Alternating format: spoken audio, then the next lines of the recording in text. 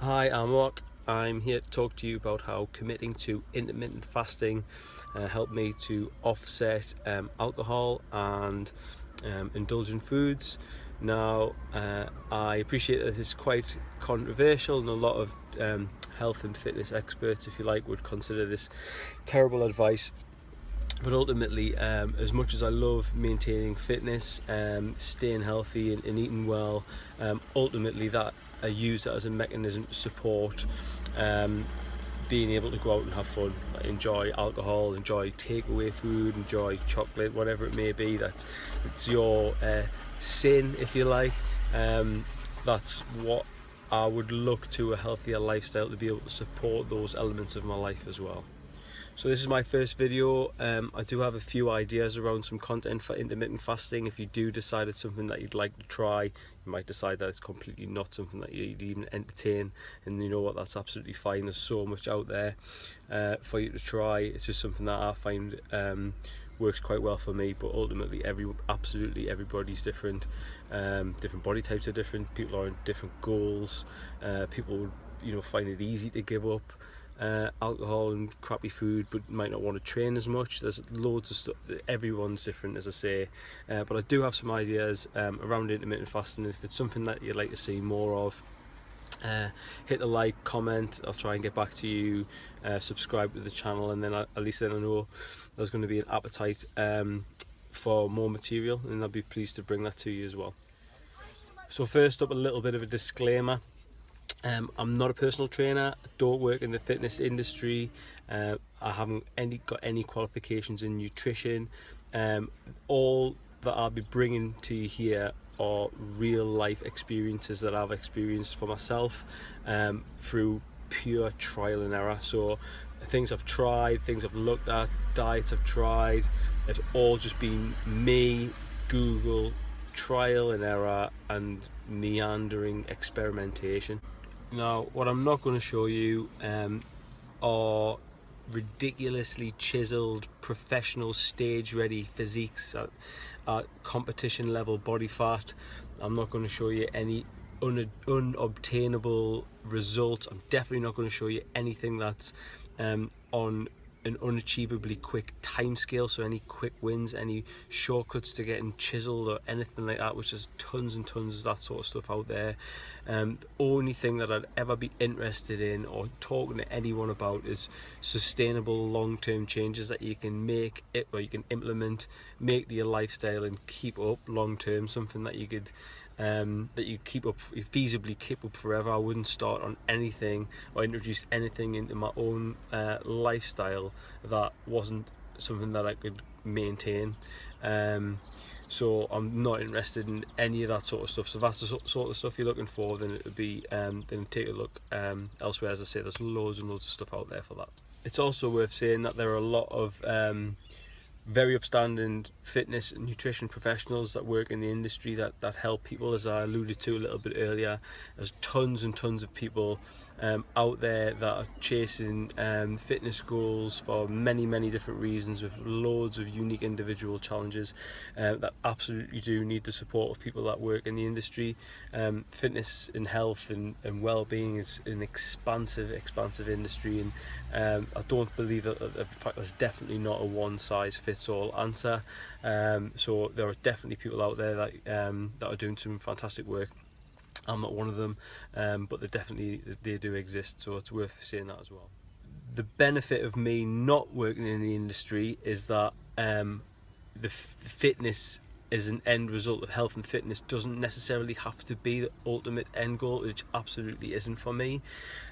So I am all about trying to engineer the rules of fitness and health to be able to sustain a lifestyle that I want to live, and accommodate the cheats, if you like, the alcohol, as I say, the nice big food and all of that sort of stuff, which potentially you're less likely to get from someone who works in fitness than you would do from someone like me, who's found out a way to do it through bringing in elements that he wants to use into his own strategy and then sharing that with you.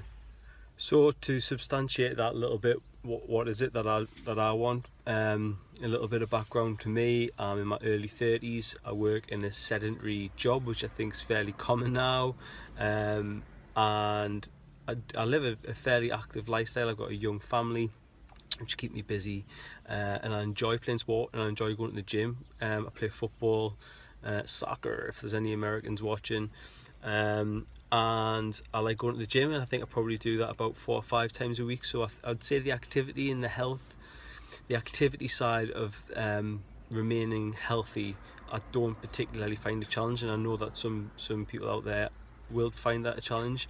The other half of being healthy, I do find a challenge, which is the food and nutrition side, and I think you're probably aware by now, both go hand in hand. If you want to try and achieve some results, whatever that may be, you need to consider both elements. If you're just dieting and you're not doing any exercise, I think you're going to be very hard pushed to see the results that you want. Exactly the same token, if you're just doing exercise and you're not paying any attention to how you're eating your food or what you're eating, I think you're also going to struggle. So 5 years ago, my mantra was that I could eat or drink what I wanted, and I would just have to step up my exercise to offset that. And while that worked to a point, as I matured a little bit in both age and mentality, and my fitness goals changed a little bit, I realised that I had to stop discrediting how much of an impact nutrition and food actually had on getting any sort of fitness results. So I had to start thinking about exactly what I was eating, how I was eating it, in order to try and give myself a better shot at reaching the fitness goals that I wanted to, and then became that balancing act of, right, how much are you willing to sacrifice of how much of your lifestyle that you currently enjoy are you willing to sacrifice to get the fitness results that you're looking for. And that was kind of my mindset, and that's what's changed for me personally over this past 5 years. Now I've tripped over into my 30s. So what do I love? I love big, high-calorie food. I love takeaway food. I love burgers. I love big fatty stuff. I love beer. I love lager. I don't just mean I'm partial to a lager either. I like drinking beer during the week. I like going out at weekends with friends, socialising. I like having a beer when I've played sport. But most of all, I like being able to think, I quite fancy a beer, and then just having a beer. And I enjoy that, and I also enjoy not feeling guilty that I'm drinking beer and having crappy food. Like, that is the biggest thing, like the overwhelming lack of guilt that I feel when I'm drinking, which I just get the impression that on many other fitness regimes, and where you're being personally trained, all that sort of stuff, there's just this big sort of guilt around enjoying yourself, and I'm not prepared. As much as I'm prepared to put the work in, I'm not prepared to sacrifice those elements of my lifestyle. And as much as I love all of those things, I also love being in shape. I love not looking like the majority of other 30-year-olds when I go swimming with my daughter. I like not looking like the other dads. I like still being in shape. I like being able to run around with my friends and keep up.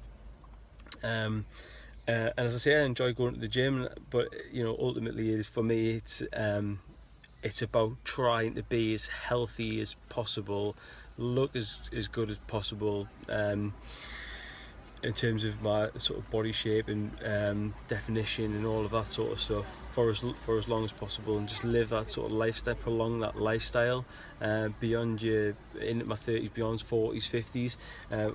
There's loads of stuff around at the moment around testosterone production in blokes when you trip over into your 30s, and how that diminishes, and that can have an impact on how you look, and how lethargic you are, and your sex drive, and all of that sort of stuff. I'm just not ready to face any of that sort of stuff right now. I still want to live like a 20-year-old and enjoy myself like a 20-year-old. That's where I want to be, but you've got to, in my opinion, you have to make some level of sacrifice You just need to figure out for you what that sacrifice is. Now for some people that sacrifice might be going on a really strict diet and not drinking and doing all that sort of stuff. Like, that wasn't it for me. I had to look for something different, and I believe that it was out there. I just needed to find out what it was. So I started to ask myself, what are you going to do that's going to allow you to stay in shape, stay in the shape that you want to be in, look the way you want to look, but still allow you to eat when you want to eat the things you want to eat, drink when you want to, within reason. How are you going to achieve that now you're in your 30s? Well, it wasn't going to be any of the following. It wasn't going to be counting every calorie. It wasn't going to be making sure you were bang on every single macronutrient every single day. It wasn't going to be any fad diets. It wasn't going to be any crash diets, or any diet, but really, if I could help it. It wasn't going to be punishing my body with excessive cardio, which is kind of what I did in my 20s to offset my lifestyle choices. And it wasn't going to be meal prep. For goodness sake, I wanted something that I could just implement, very straightforward to implement, really easy to sustain, something that I could keep up long term, and that wasn't particularly labor intensive. I'm not about scanning absolutely everything that I eat into MyFitnessPal. Imagine doing that for the rest of your life. For goodness sake, people are committed to scanning all that to make sure that they're on point every day with absolutely everything that they're putting into the body. Which is great if you're looking to really get into that competition style body, but you're not drinking then anyway, so you wouldn't be watching this video. So that's where I'm at. You're going to be going out and you're going to be having drinks and stuff. Does it really matter if you trip over on your macros, or if you creep over on your calories, or one day, or if you're under the other day? Like, when you think about the grand scheme of things, ultimately you're not putting the perfect mix of nutrients into your body anyway. You're accommodating both elements, so surely you don't have to be that perfect when you're eating during the week. So that was my train of thought, and that's what I was looking for. What I stumbled on was intermittent fasting, which isn't so much a diet, more an eating strategy, particularly, or more specifically rather, 16/8 intermittent fasting, where you fast your body for 16 hours and eat all of your food within an 8-hour window. So I run my fast period from around 9-10 at night in the evening, round until 1-2 p.m. the following day, so 16 hours. So half of your fast you're asleep to start with, so you basically got to get through 8 hours in the morning up until sort of 1-2 o'clock, and then eat all of your calories. Now, I loosely, as you probably picked up from this video, it's a very loosely applied intermittent fasting into my lifestyle. So there's been times I've been doing it now for coming up 6 months. I found it really straightforward to implement into my life. It didn't take me long to get used to it at all. I don't have any issues with the fasting period at all. And to be honest, the first meal of the day just feels like lunch, or sometimes I eat breakfast food then. I find it it's been really, as I say, really straightforward. But there's been times where I have eaten in the morning. A couple of weekends ago I was at a friend's wedding. He wanted to go out, everyone, for breakfast in the morning, and you know what, I went and ate breakfast. It was no big deal. Back to it the next day. I'll go out on a weekend and I'll drink alcohol, which has obviously got calories in it, after 10 p.m, and then the next day I'll still leave it till 2 to eat, and pick it up again. Just best efforts, I run between 1 and 2 in the afternoon until 10 in the evening, 9-10 in the evening, and then through again. I'm not going to preach to you about the associated health benefits to intermittent fasting, of which there are many. There's tons and tons of research. I'd be surprised if you haven't seen any. You haven't seen a lot of it already. But there's lots and lots of research and resource out there around intermittent fasting and the positive impact it can have on your body. some of which has been proven as fact, some of which is hearsay. I'm not here to talk to you about any of that. I'm not a medical professional. All I'm here to do is tell you how it's worked for me, help keeping us fairly lean, whilst allowing us to not be so strict on what I eat and drink. So why do I think I found things so easy with intermittent fasting? Well, it's not a diet. I hate dieting, to be honest. And it's, as I say, it's more of an eating strategy where you're just pushing all of your calories into a window. And actually, the principles of dieting kind of fall true the same with intermittent fasting, if you like. I mean, all diets, no matter what you're doing, whether it's Atkins, whether it's a keto diet, whether it's slim fast, like whatever it is you're trying diet wise, are all based on the same. It's all based on the same strategy. It's calories in versus calories out. I'm sure you've come across that before. If you're looking to lose weight, you need to be in a calorie deficit, so you need to be eating more calories than you as an individual burn during that day. You can find resource online, and you can find out where you are in terms of your body type, size, gender, age, as to roughly how many calories you burn during the day. If you want to lose weight, you need to be consuming slightly less than that. If you're looking to put weight on, which people are as well, you need to be at a calorie surplus, which is a little bit over the amount of calories you need per day as an individual. All diets ultimately are based on that, and intermittent fasting is the same. It's you're taking calories in, you're just taking them in within a certain time period, which begs the question: how does it work for keeping you lean? Well, I've read loads of different stuff on the internet about how intermittent fasting actually works for this. One of them is that it trains your body's insulin sensitivity because you're fed in a fasted state, or you're fed for less time, so your body's releasing insulin less often, which makes you more sensitive to it, which stacks up scientifically, I guess. Another is that because all of your calories is in one window, once you've digested them, your body hasn't got to concentrate on digestion, has the opportunity to cleanse the bad stuff from your system during your fasted periods. Basically, your body's got more, it can focus more of its resource, if you like, on the cleanse piece when you're not having to worry about digesting a ton of food. That kind of makes sense as well. I've also read that it kind of works as a slightly less ketogenic diet, or slightly less extreme version of a keto diet, where your body's trained to look to the energy from stored body fat when it doesn't have the energy from food to take. So if you haven't got carbs in your body, you haven't got any food in your body, it needs to look somewhere for energy during your fasted state, so it looks to your stored body fat.